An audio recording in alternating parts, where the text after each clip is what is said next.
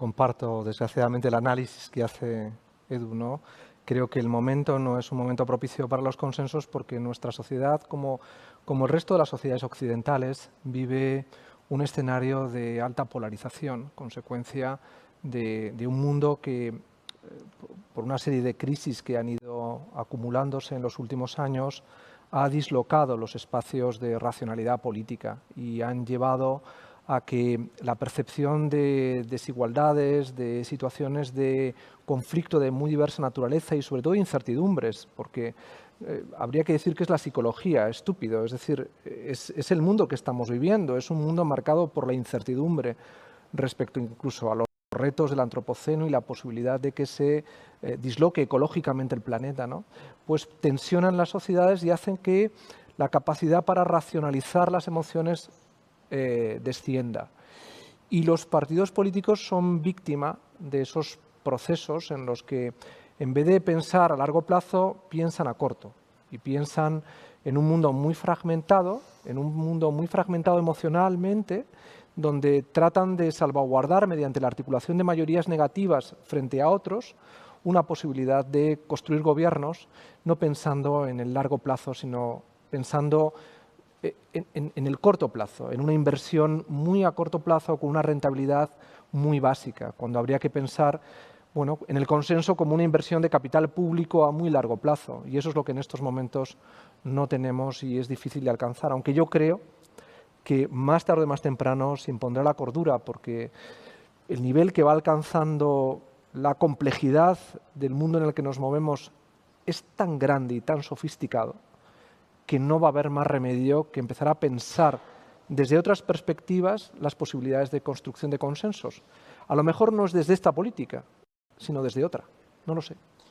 ¿Y qué rol pensaba, ¿no? El último libro de Marina Garcés, que es maravilloso, Escuela de Aprendices, tiene una frase que yo creo que es la página 4 o 5, ¿no? Que no hace falta avanzar mucho. Dice, vivimos en un mundo con mucha fantasía, pero poca imaginación.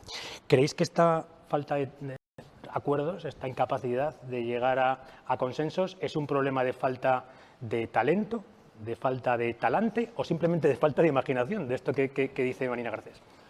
No, porque hay mucho talento y mucha eficacia a la hora de la polarización y de la competición. Se han desarrollado niveles enormemente eficaces de competencia, ¿no? Dicen que la política, está ampliamente analizado que tiene como dos tiempos, ¿no? Un tiempo de competición electoral, donde las distintas formaciones políticas compiten para tener un mayor volumen de representación y, por tanto, tener mayor capacidad de transformación de la realidad con arreglo a sus marcos, sus ideas, sus objetivos. Y después un tiempo de cooperación institucional, donde las distintas maneras de interpretar la realidad deberían tener una cierta capacidad de cooperar. Algo ha pasado, que no sé si lo tenemos del todo identificado hasta el final, hasta el último pie de página, en los últimos años en la política española, que ha perdido casi por completo la capacidad de cooperación, mientras que ha llevado hasta límites, hasta la puerta de Tannhäuser, hasta los límites de la galaxia, las capacidades de competición, ¿no? Es una generación, la de José María y la mía, que compite muy bien, pero que coopera muy mal. Y esto es una novedad, porque competición ha habido. Cuando José María y yo nos encontramos por primera vez en el Congreso de los Diputados, en el año 2004, competíamos, pero cooperábamos. Y además competíamos sobre dos proyectos de país. Uno lo tenía el Partido Popular, o lo tenía el Partido Socialista. En algunas cosas estaban cerca, en otras cosas estaban lejos. Pero había competencia y cooperación. Ahora hay competencia y no hay cooperación. Lo vemos a la hora de prácticamente todo. Una crisis con un virus que ha paralizado la producción y el movimiento, no ha habido cooperación entre las grandes formaciones políticas. Una crisis que ha dejado un 11% de déficit, 4,5 millones de personas en el paro, una desviación de deuda pública equivalente al 125% de nuestro PIB, no hay cooperación.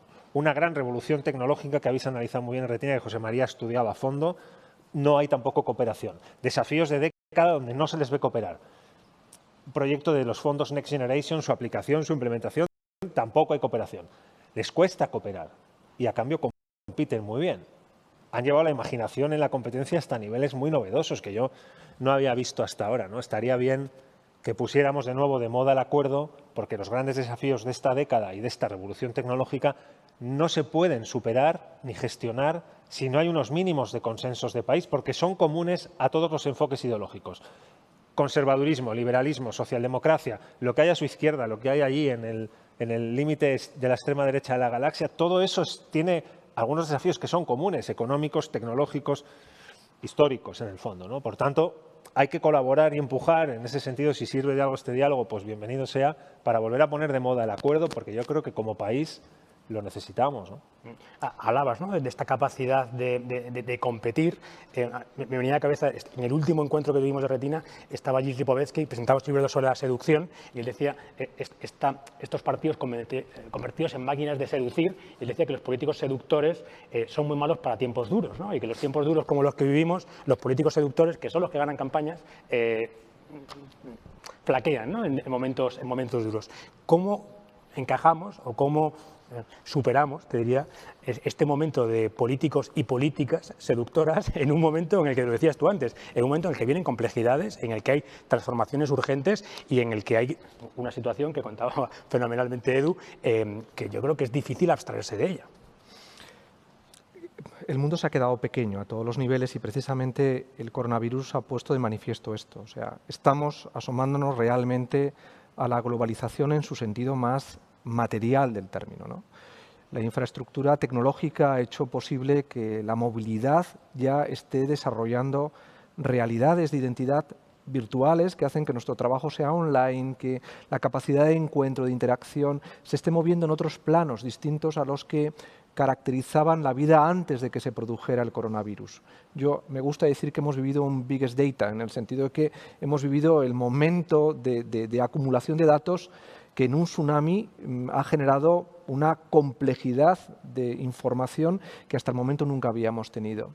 Y frente a eso, frente a esa acumulación de información, frente a esa acumulación de datos, hay una incertidumbre enorme sobre cómo gestionarlos correctamente. ¿Por qué? Porque alrededor de lo que estamos viviendo de la infosfera y también de las sociedades occidentales que alimentan esa infosfera, hay, ¿cómo lo explicaría?, el ruido de un mundo que no somos capaces de entender.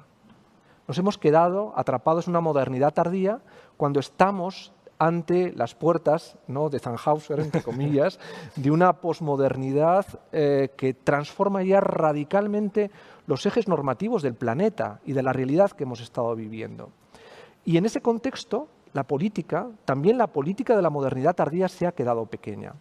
La política está atrapada en un cúmulo de percepciones donde se busca, como decía antes, rentabilidades a corto, que te permitan gobiernos que no tienen viabilidades más allá de construir esas mayorías negativas que no piensan país.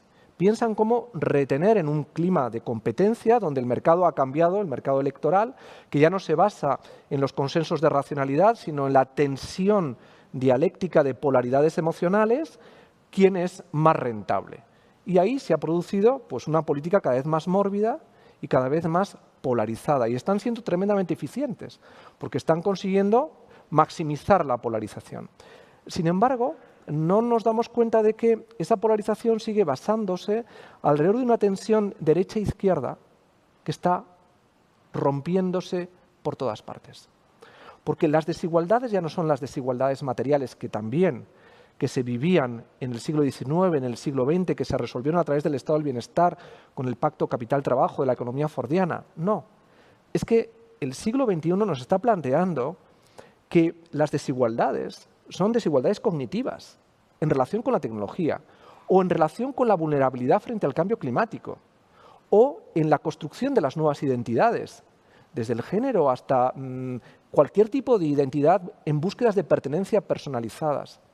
Y ahí yo creo que quien acierte en construir nuevas centralidades acertará a descubrir por dónde se orienta la nueva política. Hay una serie de ejes, el eje del género, de las identidades, el eje de la sostenibilidad, el eje de la revolución y de la transformación digital, están planteando urgencias de reflexión política para la que no sirve la política que se hacía en la modernidad tardía.